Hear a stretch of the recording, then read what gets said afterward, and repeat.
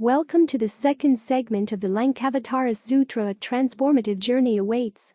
Don't miss the chance to enrich yourself and your loved ones. Remember to subscribe, like, and share this enlightening experience. Presented by Buddhist Audio Bookshelf, this revered text comes to life, delivering invaluable insights to anyone seeking deeper wisdom. Subscribing ensures you're always updated with our latest releases, while your likes and shares spread this wisdom to more truth seekers. Illuminate the lives of those around you by sharing the transformative power held within this ancient scripture. Join us in broadening the reach of this sacred knowledge. Your actions subscribing, liking, and sharing enable the profound impact of wisdom to resonate far and wide. Let's collectively nurture enlightenment and understanding through the offerings of Buddhist Audio Bookshelf. Without further ado, let's dive into the second segment of the Lankavantara Sutra and explore the treasures it holds. Chapter 4. Perfect Knowledge or Knowledge of Reality. Then Mahamati asked the Blessed One, "Pray tell us, Blessed One, about the 5 Dharmas, so that we may fully understand perfect knowledge." The Blessed One replied, "The 5 Dharmas are appearance, name, discrimination, right knowledge, and reality." By appearance is meant that which reveals itself to the senses and to the discriminating mind and is perceived as form, sound, odor, taste, and touch. Out of these appearances ideas are formed, such as clay, water, jar, etc. By which one says, "This is such and such a thing and no other, this is name." When appearances are contrasted and names compared, as when we say, "This is an elephant, this is horse, a cart, a pedestrian, a man, a woman," or "This is mind and what belongs to it," the things thus named are said to be discriminated.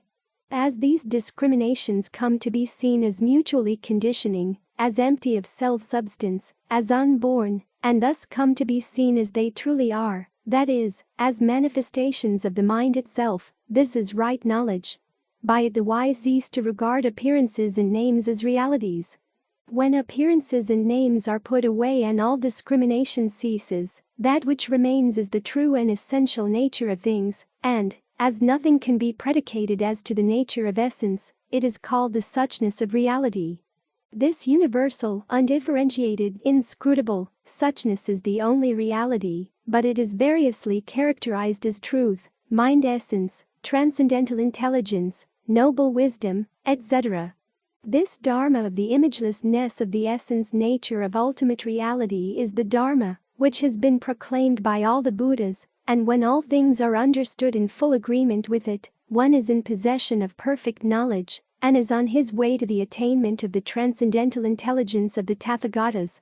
Then Mahamati said to the Blessed One, "Are the 3 self-natures of things, ideas, and reality to be considered as included in the 5 Dharmas, or as having their own characteristics complete in themselves?"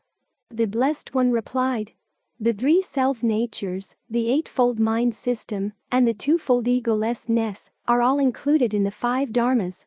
The self-natures of things, of ideas, and of the 6-fold mind system correspond with the Dharmas of appearance, name and discrimination. The self-nature of universal mind and reality corresponds to the dharmas of right knowledge and suchness. By becoming attached to what is seen of the mind itself, there is an activity awakened which is perpetuated by habit energy that becomes manifest in the mind system. From the activities of the mind system, there rises the notion of an ego soul and its belongings, the discriminations, attachments, and notion of an ego soul, rising simultaneously like the sun and its rays of light. By the egolessness of things is meant that the elements that make up the aggregates of personality and its objective world being characterized by the nature of Maya and destitute of anything that can be called self-substance, are therefore unborn and have no self-nature. How can things be said to have an ego soul? By the egolessness of persons is meant is that in the aggregates that make up personality there is no ego substance, nor anything that is like an ego substance, nor that belongs to it.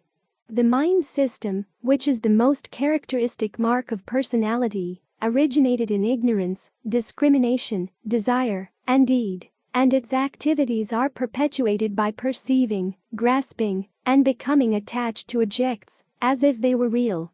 The memory of these discriminations, desires, attachments and deeds is stored in universal mind since beginningless time, and is still being accumulated where it conditions the appearance of personality and its environment, and brings about constant change and destruction, from moment to moment. The manifestations are like a river, a seed, a lamp, a cloud, the wind. Universal mind in its voraciousness to store up everything, is like a monkey never at rest, like a fly ever in search of food and without partiality, like a fire that is never satisfied, like a water-lifting machine that goes on rolling. Universal mind is defiled by habit. Energy is like a magician that causes phantom things in people to appear and move about. A thorough understanding of these things is necessary to an understanding of the egolessness of persons.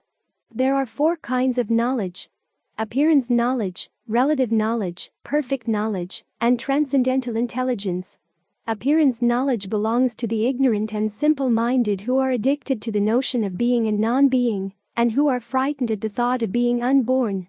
It is produced by the concordance of the triple combination, and attaches itself to the multiplicities of objects. It is characterized by attainability and accumulation. It is subject to birth and destruction. Appearance knowledge belongs to wordmongers who revel in discriminations, assertions, and negations. Relative knowledge belongs to the mind world of the philosophers. It rises from the mind's ability to consider the relations which appearances bear to each other, and to the mind considering them. It rises from the mind's ability to arrange, combine, and analyze these relations by its powers of discursive logic and imagination, by reason of which it is able to peer into the meaning and significance of things. Perfect knowledge, jnana, belongs to the world of the bodhisattvas who recognize that all things are but manifestations of mind, who clearly understand the emptiness, the unbornness, the egolessness of all things, and who have entered into an understanding of the 5 dharmas, the twofold egolessness, and into the truth of imagelessness. Perfect knowledge differentiates the bodhisattva stages, and is the pathway and entrance into the exalted state of self-realization of noble wisdom. Perfect knowledge belongs to the bodhisattvas who are entirely free from the dualisms of being and non-being, no birth and no annihilation, all assertions and negations, and who, by reason of self-realization, have gained an insight into the truths of egolessness and imagelessness. They no longer discriminate the world as subject to causation. They regard the causation that rules the world as something like the fabled city of the Gandharvas.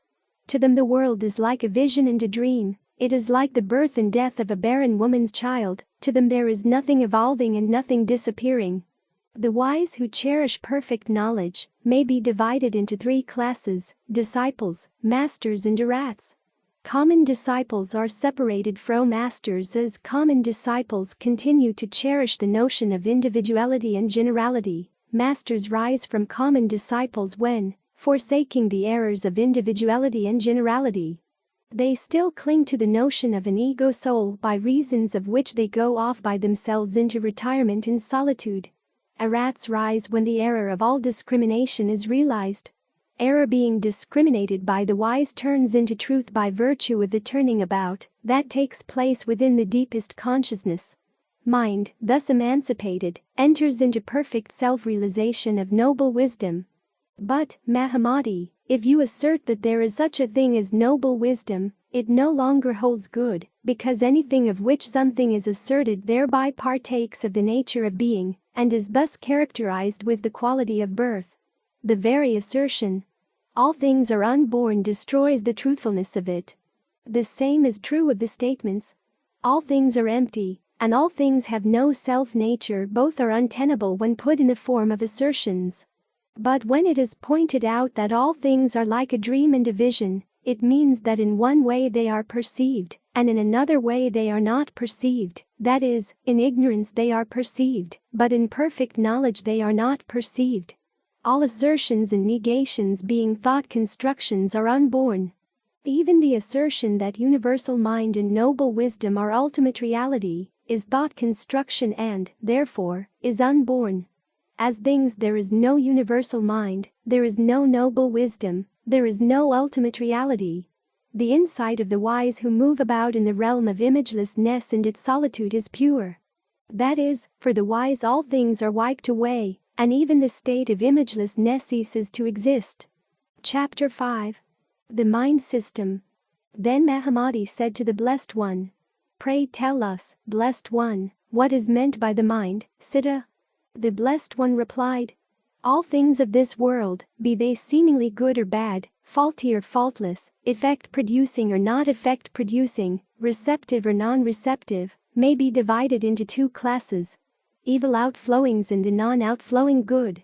The 5 grasping elements that make up the aggregates of personality, namely, form, sensation, perception, discrimination, and consciousness, and that are imagined to be good and bad, have their rise in the habit energy of the mind system. They are the evil outflowings of life.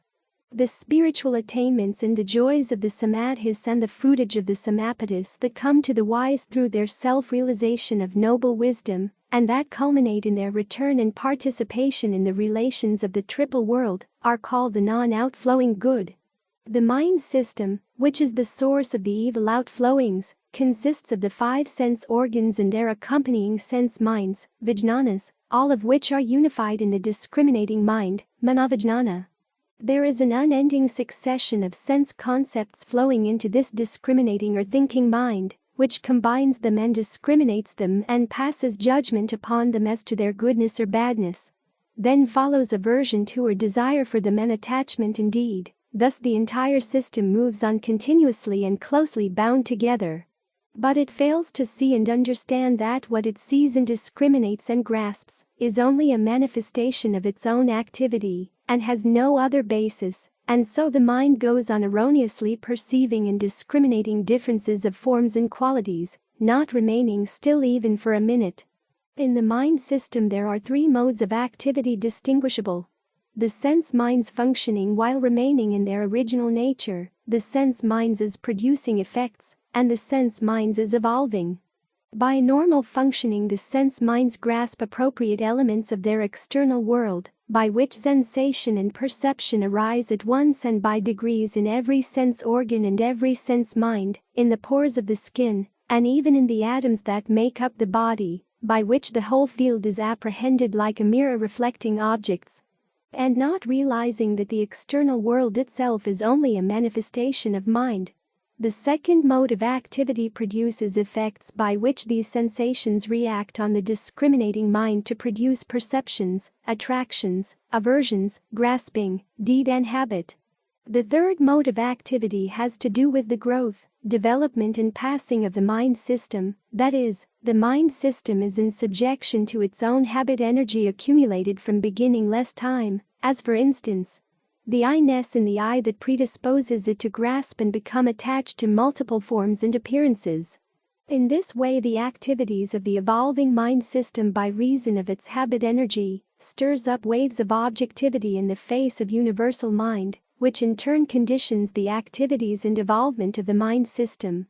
Appearances, perception, attraction, grasping, deed, habit, reaction, condition one another incessantly, and the functioning sense minds, the discriminating mind and universal mind, are thus bound up together.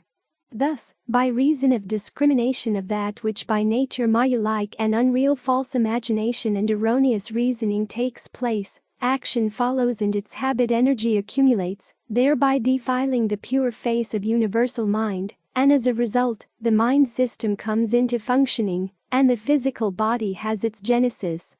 But the discriminating mind has no thought that by its discriminations and attachments, it is conditioning the whole body, and so the sense minds and the discriminating mind go on mutually related and mutually conditioned in a most intimate manner, and building up a world of representations out of the activities of its own imagination. As a mirror reflects forms, the perceiving senses perceive appearances which the discriminating mind gathers together and proceeds to discriminate, to name and become attached to. Between these two functions there is no gap, nevertheless, they are mutually conditioning. The perceiving senses grasp that for which they have an affinity, and there is a transformation takes place in their structure by reason of which the mind proceeds to combine, discriminate, apprise, and act. Then follows habit energy and the establishing of the mind and its continuance. The discriminating mind, because of its capacity to discriminate, judge, select and reason about, is also called the thinking mind or intellectual mind. There are three divisions of its mental activity. Mentation, which functions in connection with attachment to objects and ideas, mentation that functions in connection with general ideas, and mentation that examines into the validity of these general ideas. The mentation, which functions in connection with attachment to objects and ideas derived from discrimination, discriminates the mind from its mental processes and accepts the ideas from it as being real and becomes attached to them. A variety of false judgments are thus arrived at as to being, multiplicity, individuality, value, etc. A strong grasping takes place which is perpetuated by habit energy, and thus discrimination goes on asserting itself. These mental processes give rise to general conceptions of warmth, fluidity, motility, and solidity, as characterizing the objects of discrimination, while the tenacious holding to these general ideas gives rise to proposition, reason, definition, and illustration, all of which lead to the assertions of relative knowledge and the establishment of confidence in birth, self-nature, and an ego-soul. By mentation as an examining function is meant the intellectual act of examining into these general conclusions as to their validity, significance, and truthfulness. This is the faculty that leads to understanding, right knowledge, and points the way to self-realization. Then Mahamati said to the Blessed One, "Pray tell us, Blessed One, what relation ego personality bears to the mind system?" The Blessed One replied, "To explain it, it is first necessary to speak of the self-nature of the five grasping aggregates that make up personality, although as I have already shown they are empty, unborn, and without self-nature.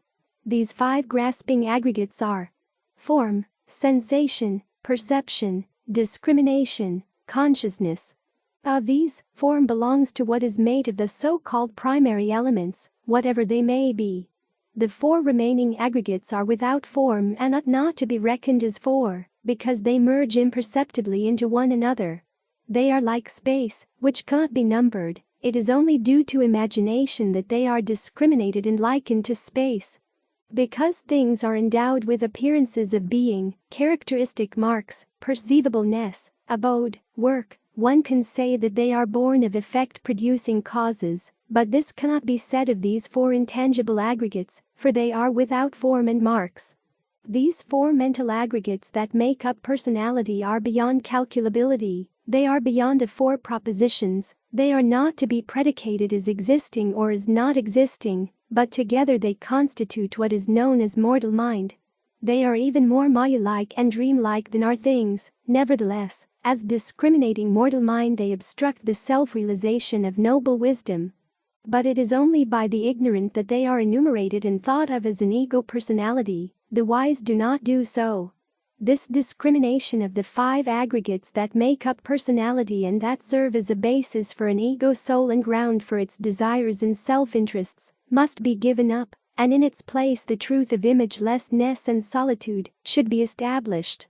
Then said Mahamati to the Blessed One, "Pray tell us, Blessed One, about universal mind and its relation to the lower mind system." The Blessed One replied, "The sense minds and their centralized discriminating mind are related to the external world, which is a manifestation of itself, and is given over to perceiving, discriminating, and grasping its Maya-like appearances. Universal mind, alaya vijnana, transcends all individuation and limits.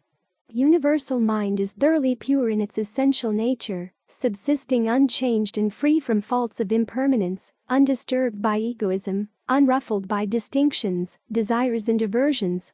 Universal mind is like a great ocean, its surface ruffled by waves and surges, but its depths remaining forever unmoved. In itself it is devoid of personality and all that belongs to it, but by reason of the defilements upon its face, it is like an actor, and plays a variety of parts, among which a mutual functioning takes place, and a mind system arises.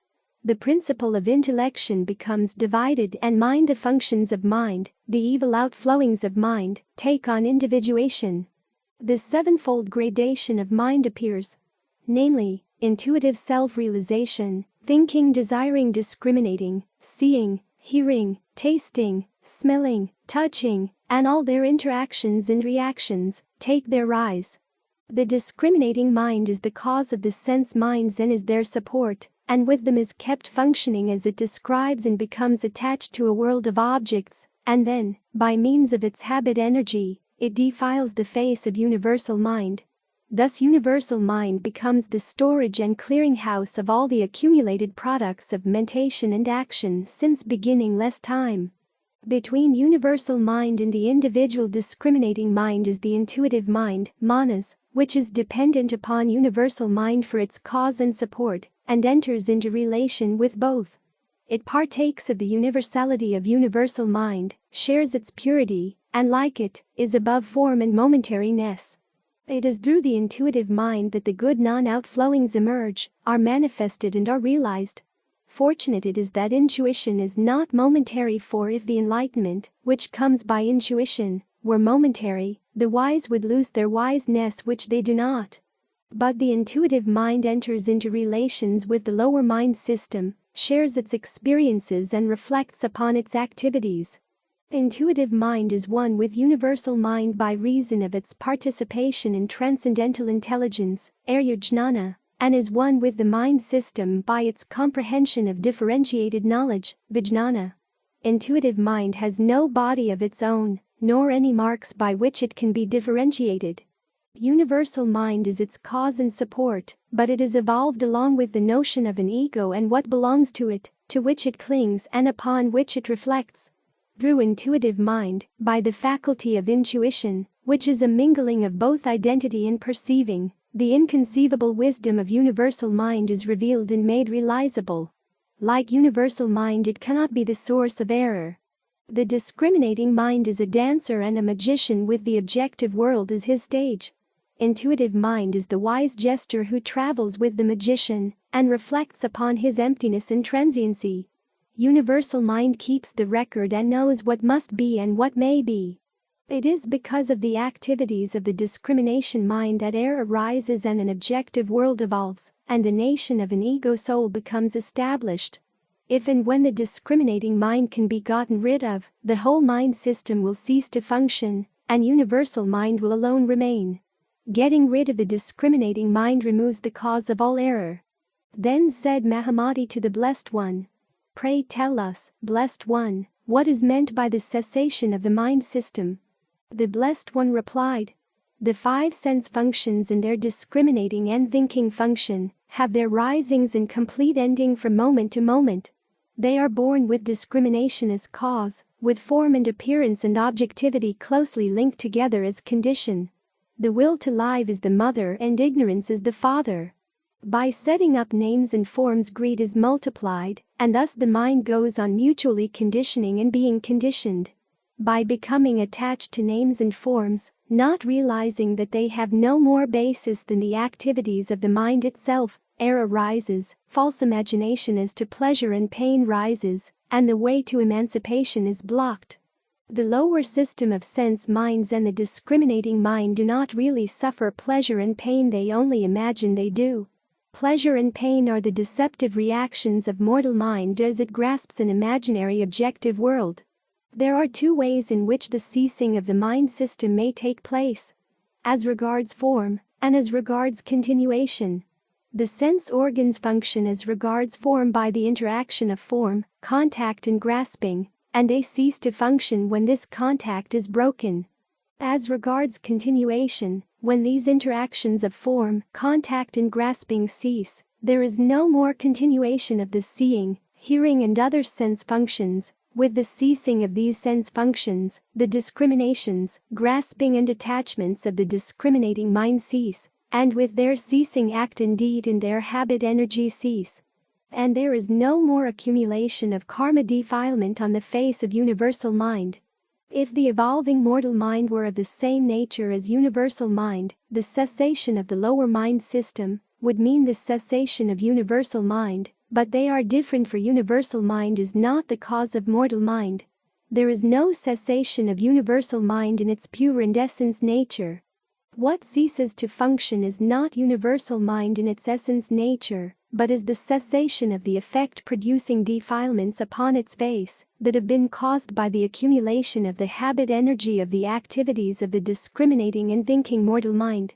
There is no cessation of divine mind, which in itself is the abode of reality and the womb of truth. By the cessation of the sense minds is meant not the cessation of their perceiving functions, but the cessation of their discriminating and naming activities, which are centralized in the discriminating mortal mind. By the cessation of the mind system as a whole is meant the cessation of discrimination, the clearing away of the various attachments, and, therefore, the clearing away of the defilements of habit energy in the face of universal mind, which have been accumulating since beginningless time by reason of these discriminations, attachments, erroneous reasonings, and following acts. The cessation of the continuation aspect of the mind system, namely, the discriminating mortal mind, the entire world of Maya and desire disappears. Getting rid of the discriminating mortal mind. With the cessation of mortal mind, the entire world of Maya and desire disappears. Getting rid of the discriminating mortal mind is nirvana. But the cessation of the discriminating mind cannot take place until there has been a turning about in the deepest seat of consciousness. The mental habit of looking outward by the discriminating mind upon an external objective world must be given up, and a new habit of realizing truth within the intuitive mind, by becoming one with the truth itself, must be established. Until this intuitive self-realization of noble wisdom is attained, the evolving mind system will go on. But when an insight into the 5 dharmas, the 3 self-natures, and the twofold egolessness is attained, then the way will be opened for this turning about to take place. With the ending of pleasure and pain, of conflicting ideas, of the disturbing interests of egoism, a state of tranquilization will be attained in which the truths of emancipation will be fully understood, and there will be no further evil outflowings of the mind system to interfere with the perfect self-realization of noble wisdom. Chapter 6. Transcendental Intelligence. Then said Mahamati, "Pray tell us, Blessed One, what constitutes transcendental intelligence?" The Blessed One replied, "Transcendental intelligence is the inner state of self-realization of noble wisdom. It is realized suddenly and intuitively as the turning about takes place in the deepest seat of consciousness. It neither enters nor goes out, it is like the moon seen in water. Transcendental intelligence is not subject to birth or destruction, it has nothing to do with combination or concordance, it is devoid of attachment and accumulation, it transcends all dualistic concepts. When transcendental intelligence is considered, 4 things must be kept in mind: words, meanings, teachings, and noble wisdom, Arya Prajna. Words are employed to express meanings, but they are dependent upon discriminations in memory as cause, and upon the employment of sounds or letters by which a mutual transference of meaning is possible. Words are only symbols and may or may not clearly and fully express the meaning intended, and, moreover, words may be understood quite differently from what was intended by the speaker. Words are neither different nor not different from meaning, and meaning stands in the same relation to words. If meaning is different from words, it could not be made manifest by means of words, but meaning is illumined by words as things are by a lamp. Words are just like a man carrying a lamp to look for his property, by which he can say, "This is my property."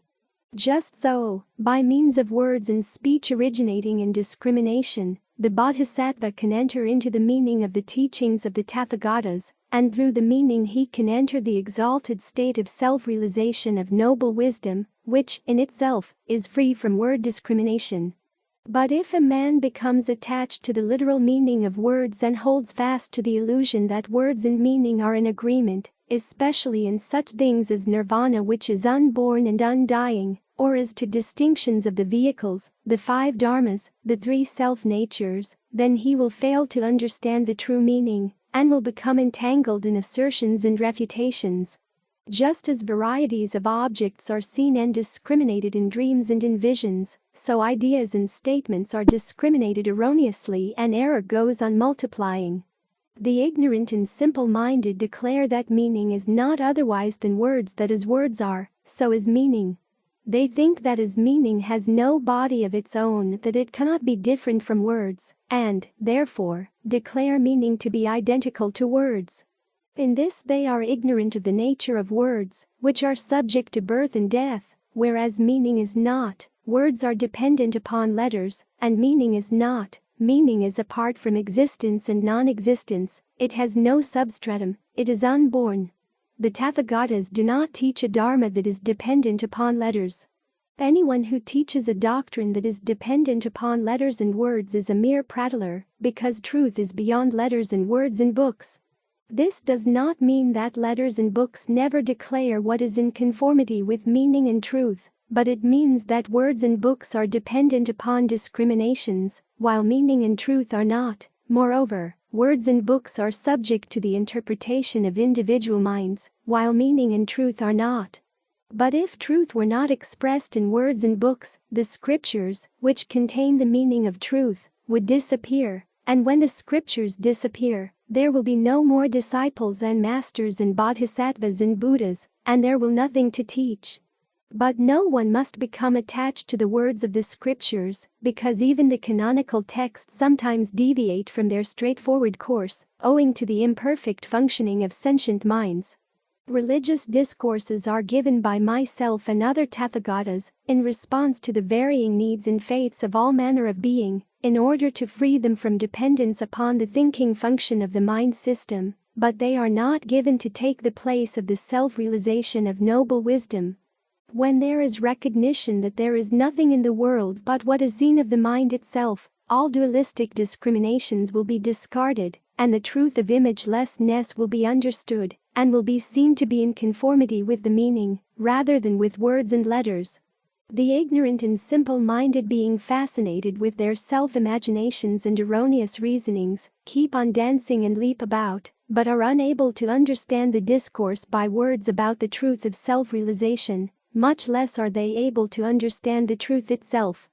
Clinging to the external world, they cling to the study of books which are a means only, and do not know properly how to ascertain the truth of self-realization, which is truth unspoiled by the four propositions.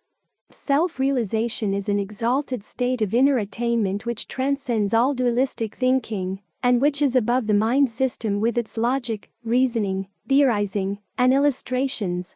The Tathagatas discourse to the ignorant, but sustain bodhisattvas as they seek self-realization of noble wisdom. Therefore, let every disciple take good heed not to become attached to words as being in perfect conformity with meaning, because truth is not in the letters.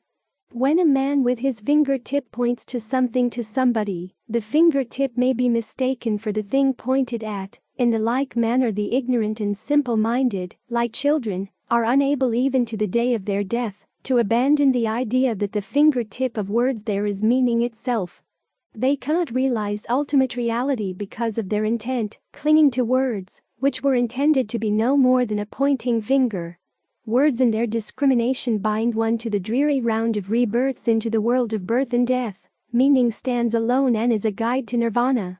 Meaning is attained by much learning, and much learning is attained by becoming conversant with the meaning, and not with words. Therefore, let seekers for truth reverently approach those who are wise, and avoid the sticklers for particular words.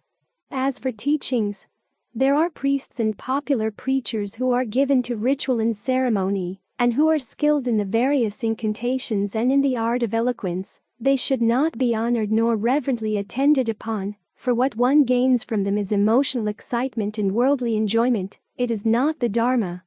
Such preachers, by their clever manipulation of words and phrases in various reasonings and incantations, being the mere prattle of a child, as far as one can make out, and not at all in accordance with truth nor in unison with meaning, only serves to awaken sentient and emotion, while it stupefies the mind.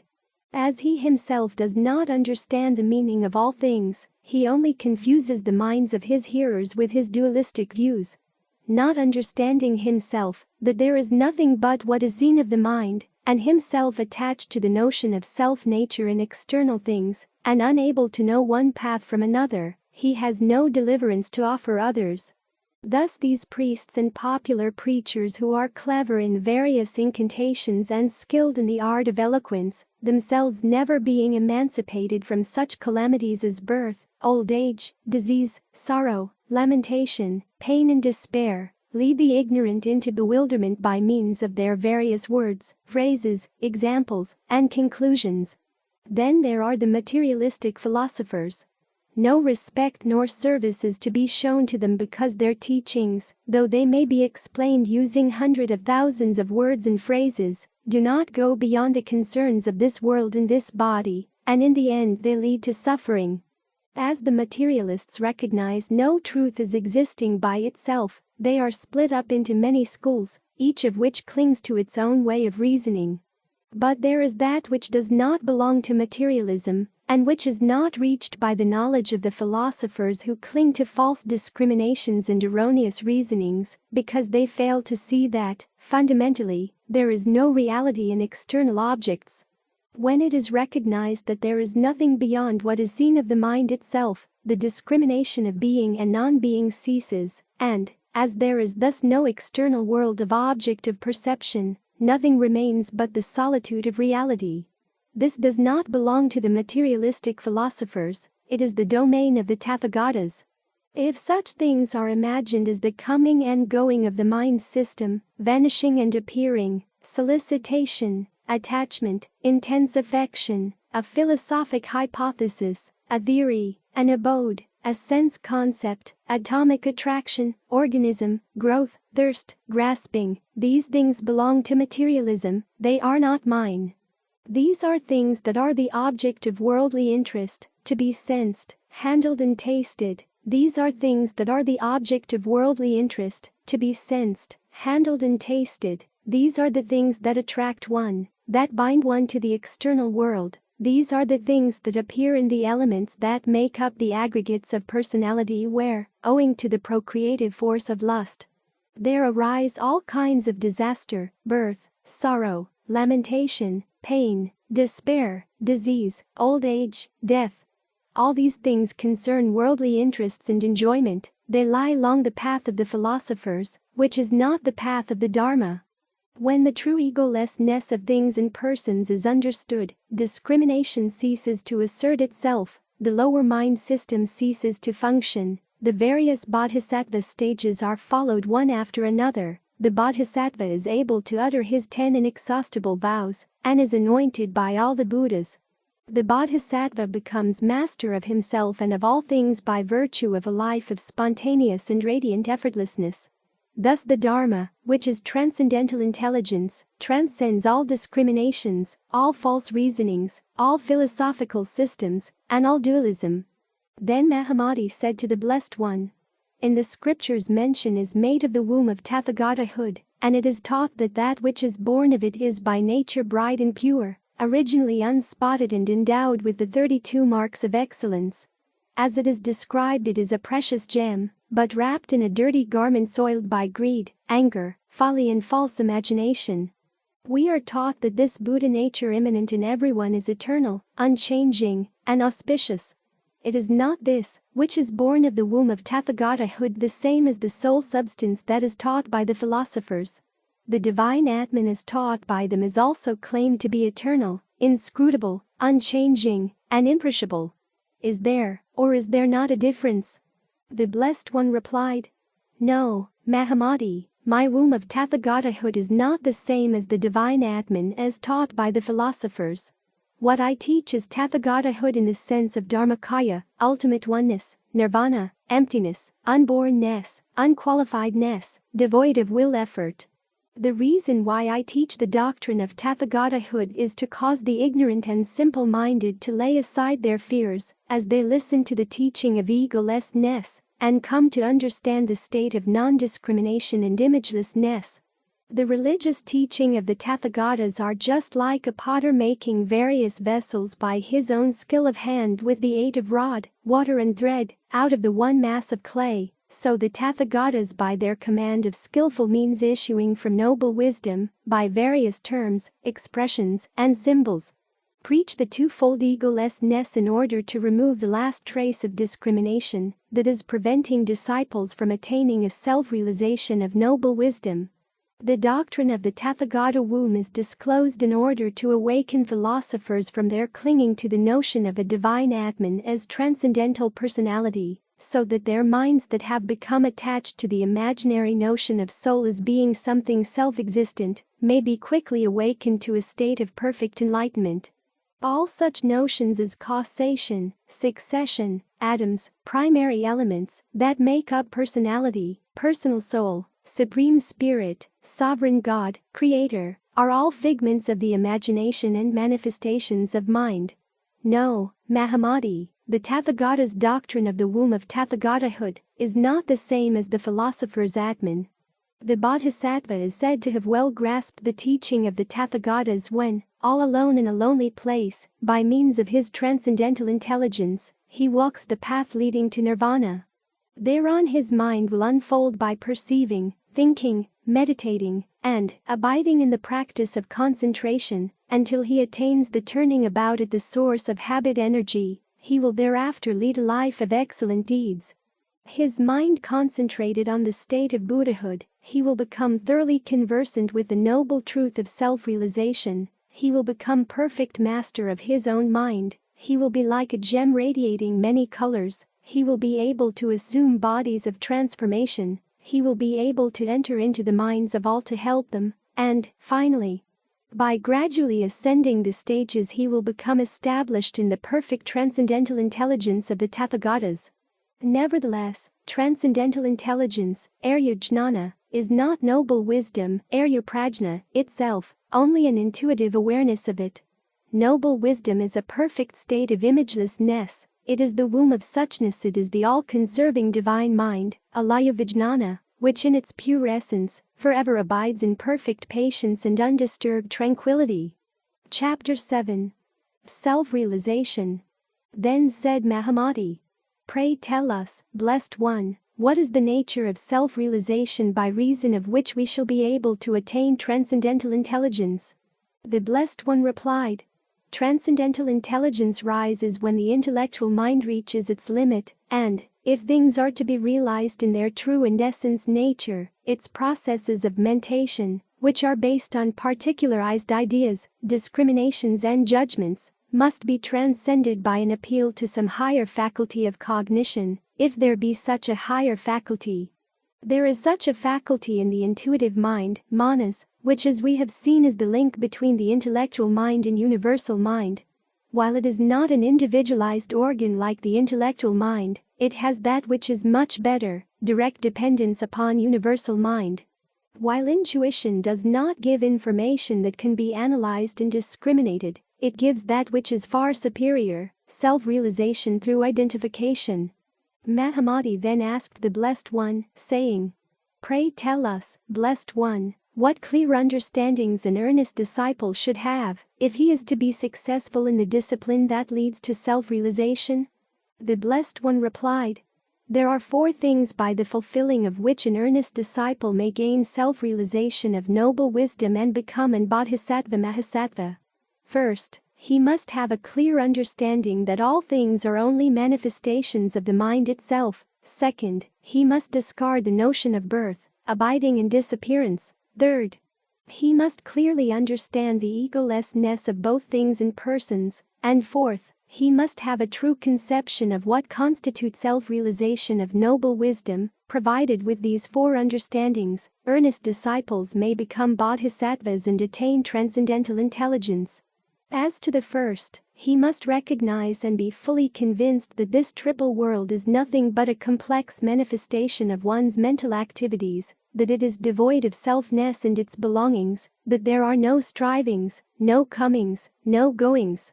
He must recognize and accept the fact that this triple world is manifested and imagined as real, only under the influence of habit energy, that has been accumulated since the beginning less past by reason of memory, false imagination, false reasoning, and attachments to the multiplicities of objects and reactions in close relationship, and in conformity to ideas of body property and abode.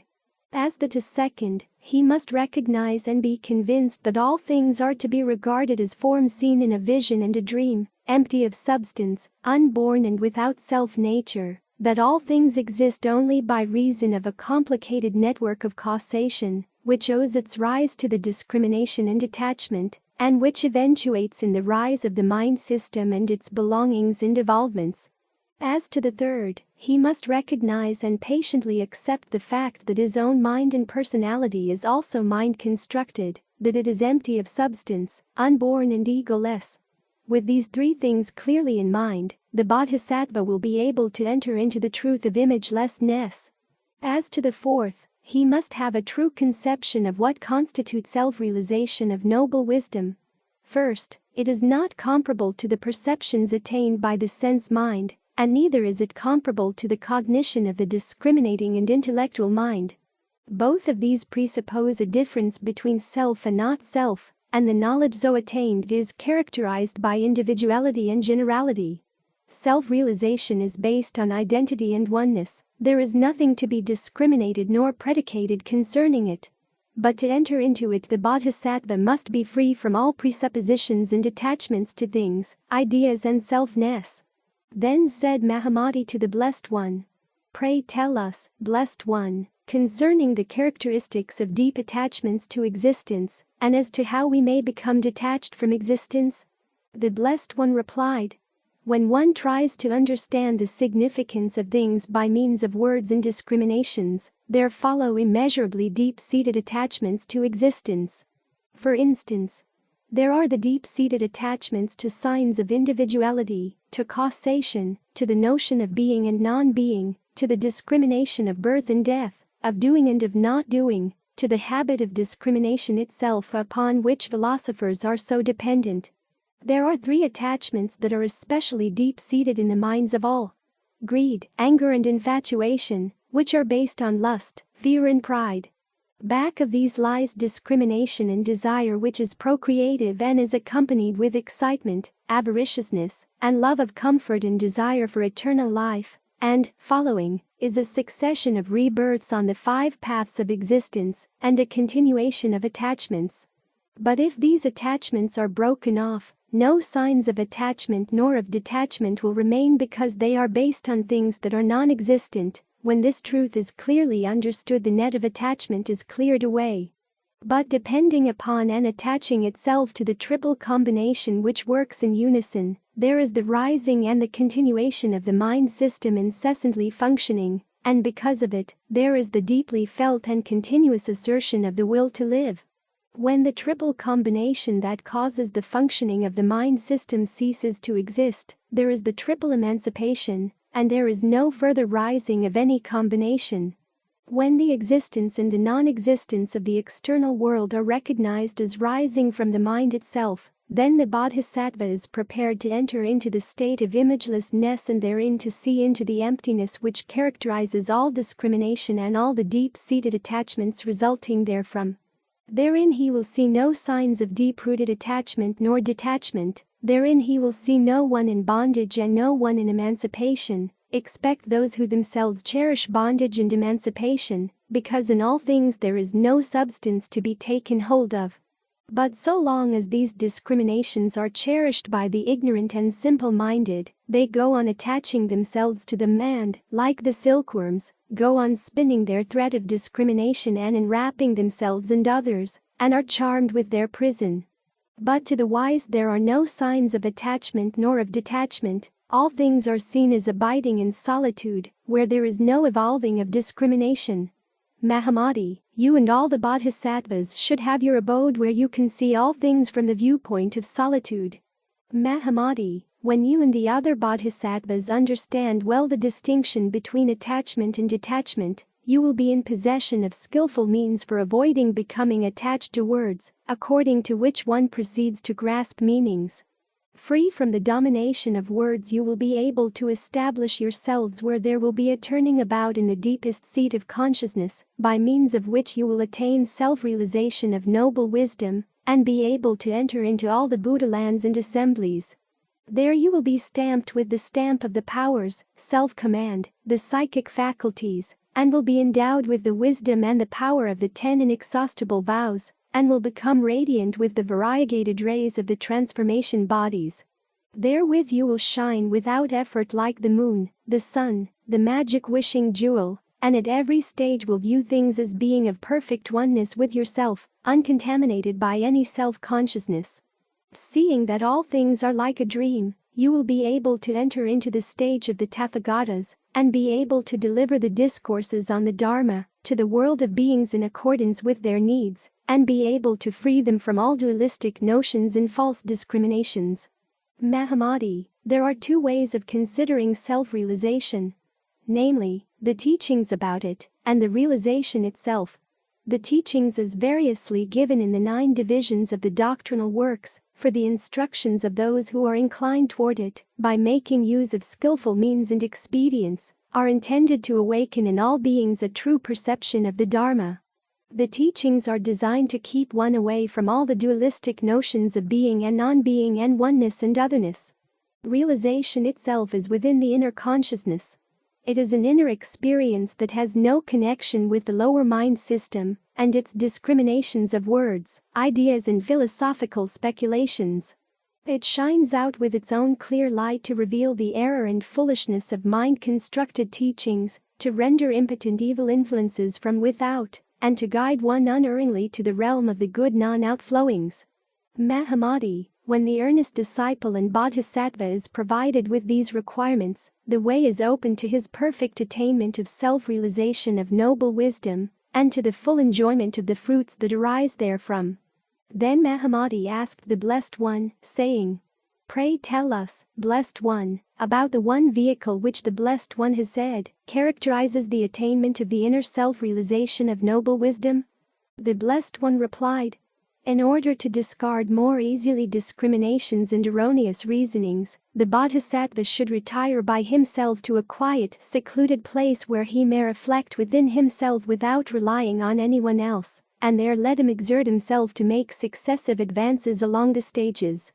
This solitude is the characteristic feature of the inner attainment of self-realization of noble wisdom. I call this the one vehicle, not because it is the one vehicle, but because it is only in solitude that one is able to recognize and realize the path of the one vehicle. So long as the mind is distracted and is making conscious effort, there can be no culmination as regards the various vehicles. It is only when the mind is alone and quiet that it is able to forsake the discriminations of the external world and seek realization of an inner realm where there is neither vehicle nor one who rides in it. I speak of the 3 vehicles in order to carry the ignorant. I do not speak much about the one vehicle because there is no way by which earnest disciples and masters can realize nirvana, unaided. According to the discourses of the Tathagatas, earnest disciples should be segregated, disciplined, and trained in meditation and dhyana, whereby they are aided by many devices and expedients to realize emancipation. It is because earnest disciples and masters have not fully destroyed the habit energy of karma and the hindrances of discriminative knowledge and human passion that they are often unable to accept the twofold egolessness and the inconceivable transformation death, that I preach the triple vehicle and not the one vehicle. When earnest disciples have gotten rid of all their evil habit energy and been able to realize the twofold egolessness, then they will not be intoxicated by the bliss of the samadhis and will be awakened into the super realm of the good non-outflowings.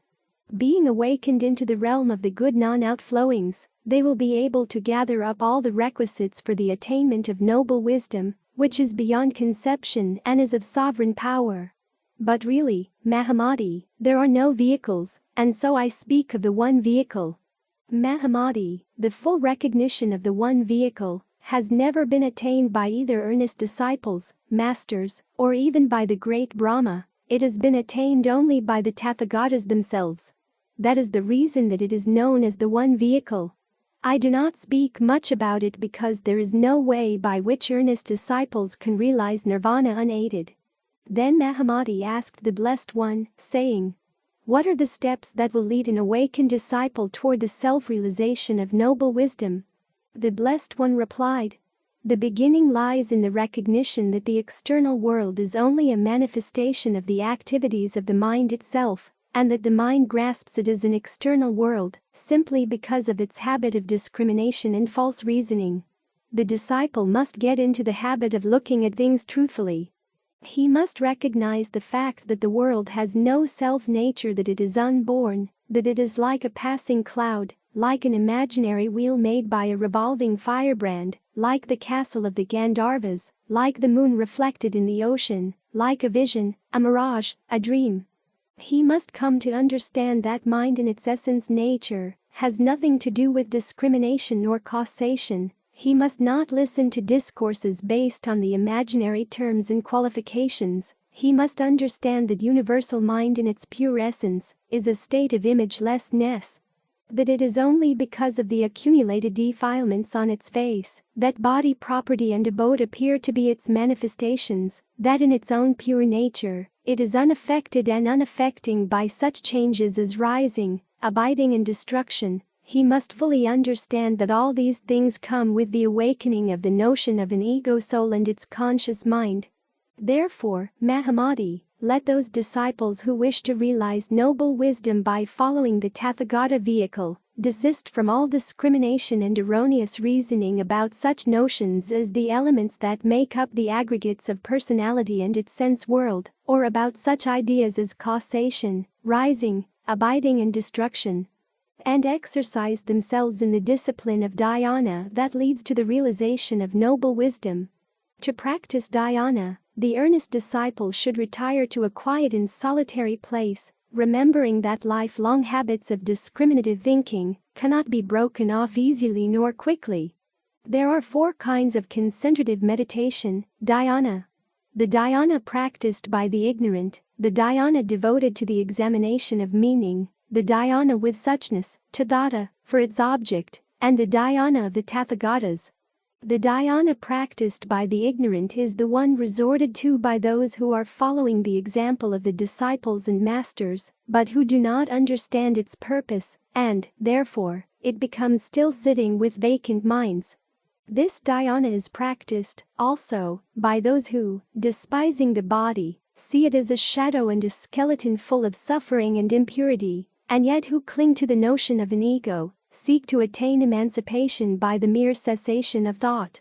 The dhyana devoted to the examination of meaning is the one practiced by those who, perceiving the untenability of such ideas as self, other and both, which are held by the philosophers, and who have passed beyond the twofold egolessness, devote dhyana to an examination of the significance of egolessness and the differentiations of the bodhisattva's stages. The dhyana with tathata, or suchness, or oneness, or divine name, for its object is practiced by those earnest disciples and masters who, while fully recognizing the twofold egolessness and the imagelessness of tathata, yet cling to the notion of an ultimate tathata. The dhyana of the Tathagatas is the dhyana of those who are entering upon the stage of Tathagatahood, and who, abiding in the triple bliss, which characterizes the self-realization of noble wisdom, are devoting themselves for the sake of all beings to the accomplishment of incomprehensible works for their emancipation. This is the pure dhyana of the Tathagatas. When all lesser things and ideas are transcended and forgotten, and there remains only a perfect state of imagelessness where Tathagata and Tathata are merged into perfect oneness, then the Buddhas will come together from all their Buddha lands, and with shining hands resting on his forehead, will welcome a new Tathagata. Chapter 8. The Attainment of Self-Realization. Then said Mahamati to the Blessed One, "Pray tell us more as to what constitutes the state of self-realization." The Blessed One replied, "In the life of an earnest disciple there are 2 aspects that are to be distinguished, namely, the state of attachment to the self-natures arising from discrimination of himself and his field of consciousness to which he is related, and second, the excellent and exalted state of self-realization of noble wisdom. The state of attachment to the discriminations of the self-natures of things, ideas, and selfhood is accompanied by emotions of pleasure or aversion according to experience, or is laid down in books of logic. Conforming himself to the egolessness of things and holding back wrong views as to his own ego-ness, he should abandon these thoughts and hold himself firmly to the continuously ascending journey of the stages. The exalted state of self-realization as it relates to an earnest disciple is a state of mental concentration in which he seeks to identify himself with noble wisdom. In that effort he must seek to annihilate all vagrant thoughts and notions belonging to the externality of things, and all ideas of individuality and generality, of suffering and impermanence, and cultivate the noblest ideas of egolessness and emptiness and imagelessness. Thus will he attain a realization of truth that is free from passion and is ever serene. When this active effort at mental concentration is successful, it is followed by a more passive receptive state of samadhi, in which the earnest disciple will enter into the blissful abode of noble wisdom and experience its consummations in the transformations of samapati. This is an earnest disciple's first experience of the exalted state of realization, but as yet there is no discarding of habit energy, nor escaping from the transformation of death. Having attained this exalted and blissful state of realization as far as it can be attained by disciples, the bodhisattva must not give himself up to the enjoyment of its bliss, for that would mean cessation, but should think compassionately of other beings and keep ever fresh his original vows. He should never let himself rest nor exert himself in the bliss of the samadhis. But, Mahamati, as earnest disciples go on trying to advance on the path that leads to full realization, there is one danger against which they must be on their guard. Disciples may not appreciate that the mind system, because of its accumulated habit energy, goes on functioning, more or less unconsciously, as long as they live. They may sometimes think that they can expedite the attainment of their goal of tranquilization by entirely suppressing the activities of the mind system. This is a mistake, for even if the activities of the mind are suppressed, the mind will still go on functioning because the seeds of habit energy will still remain in it. What they think is extinction of mind is really the non-functioning of the mind's external world to which they are no longer attached. That is, the goal of tranquilization is to be reached not by suppressing all mind activity, but by getting rid of discriminations and attachments. Then there are others who, afraid of the suffering incident to the discriminations of life and death, unwisely seek nirvana. They have come to see that all things subject to discrimination have no reality, and so imagine that nirvana must consist in the annihilation of the senses in their fields of sensation. They do not appreciate that birth and death and nirvana are not separate one from the other. They do not know that nirvana is universal mind in its purity. Therefore, these stupid ones who cling to the notion that nirvana is a world by itself that is outside what is seen of the mind, ignoring all the teachings of the Tathagatas concerning the external world, go on rolling themselves along the wheel of birth and death. But when they experience the turning about in their deepest consciousness, which will bring with it the perfect self-realization of noble wisdom, then they will understand. The true functioning of the mind is very subtle and difficult to be understood by young disciples. Even masters with all their powers of right knowledge and samadhis often find it baffling. It is only the Tathagatas and the Bodhisattvas who are firmly established on the seventh stage who can fully understand its workings. Those earnest disciples and masters who wish to fully understand all the aspects of the different stages of bodhisattvahood by the aid of their right knowledge must do so by becoming thoroughly convinced that objects of discrimination are only seen to be so by the mind, and, thus, by keeping themselves away from all discriminations and false reasonings which are also of the mind itself. By ever seeking to see things truly, yathabhutam, and by planting roots of goodness in Buddha lands that know no limits made by differentiations. To do all this, the bodhisattva should keep himself away from all turmoil, social excitements and sleepiness. Let him keep away from the treatises and writings of worldly philosophers, and from the ritual and ceremonies of professional priestcraft. Let him retire to a secluded place in the forest, and there devote himself to the practice of the various spiritual disciplines, because it is only by so doing that he will become capable of attaining in this world of multiplicities a true insight into the workings of universal mind in its essence. There, surrounded by his good friends the Buddhas, earnest disciples will become capable of understanding the significance of the mind system and its place as a mediating agent between the external world and the universal mind, and he will become capable of crossing the ocean of birth and death, which rises from ignorance, desire and deed. Having gained a thorough understanding of the mind system, the three self-natures, the twofold egolessness, and established himself in the measure of self-realization that goes with that attainment, all of which may be gained by his right knowledge, the way will be clear for the bodhisattva's further advance along the stages of bodhisattvahood. The disciple should then abandon the understanding of mind which he has gained by right knowledge, which in comparison with noble wisdom is like a lame donkey, and entering on the 8th stage of bodhisattvahood, he should then disciple himself in noble wisdom, according to its three aspects. These aspects are: first, imagelessness, which comes forth when all things belonging to discipleship, mastership, and philosophy are thoroughly mastered. Second, the power added by all the Buddhas by reason of their original vows, including the identification of their lives and the sharing of their merit with all sentient lives.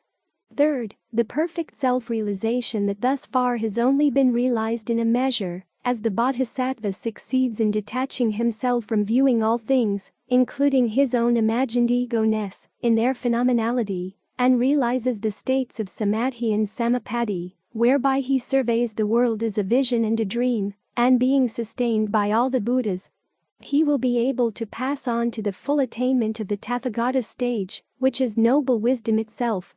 This is the triplicity of the noble life, and being furnished with this triplicity, the perfect self-realization of noble wisdom has been attained. Then Mahamati asked the Blessed One, saying, "Blessed One, is the purification of the evil outflowings of the mind, which come from clinging to the notions of an objective world and an empirical soul, gradual or instantaneous?" The Blessed One replied, "There are three characteristic outflows of the mind, namely, the evil outflowings that rise from thirst, grasping and attachment, the evil outflowings that arise from the illusions of the mind and the infatuations of egoism, and the good non-outflowings that arise from noble wisdom. The evil outflowings that take place from recognizing an external world, which in truth is only a manifestation of mind, and from becoming attached to it, are gradually purified and not instantaneously. Good behavior can only come by the path of restraint and effort. It is like a potter making pots that is done gradually and with attention and effort. It is like the mastery of comedy, dancing, singing, lute playing, writing, and any other art. It must be acquired gradually and laboriously. Its reward will be a clearing insight into the emptiness and transiency of all things. The evil outflowings that arise from the illusions of the mind and the infatuations of egoism concerns the mental life more directly, and are such things as fear, anger, hatred and pride. These are purified by study and meditation, and that, too, must be attained gradually and not instantaneously. It is like the amra fruit that ripens slowly. It is like grass, shrubs, herbs and trees that grow up from the earth gradually. Each must follow the path of study and meditation by himself gradually and with effort. But because of the original vows of the bodhisattvas and all the tathagatas, who have devoted their merits and identified their lives with all animate life that all may be emancipated, they are not without aid and encouragement. But even with the aid of the Tathagatas, the purification of the evil outflowings of the mind are at best slow and gradual, requiring both zeal and patience. Its reward is the gradual understanding of the twofold egolessness, and its patience acceptance, and the feet well set on the stages of bodhisattvahood. But the good non-outflowings that come with the self-realization of noble wisdom is a purification that comes instantaneously by the grace of the Tathagatas.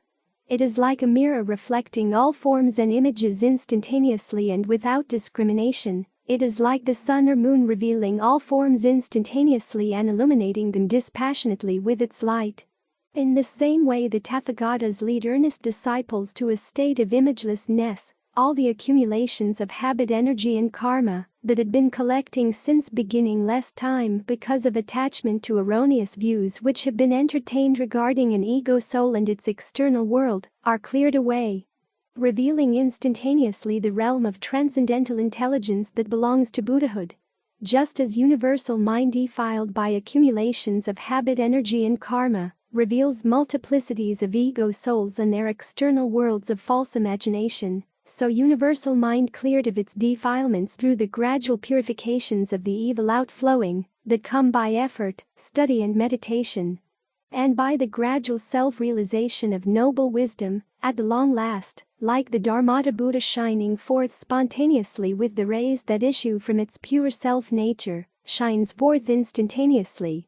By it the mentality of all bodhisattvas is matured instantaneously.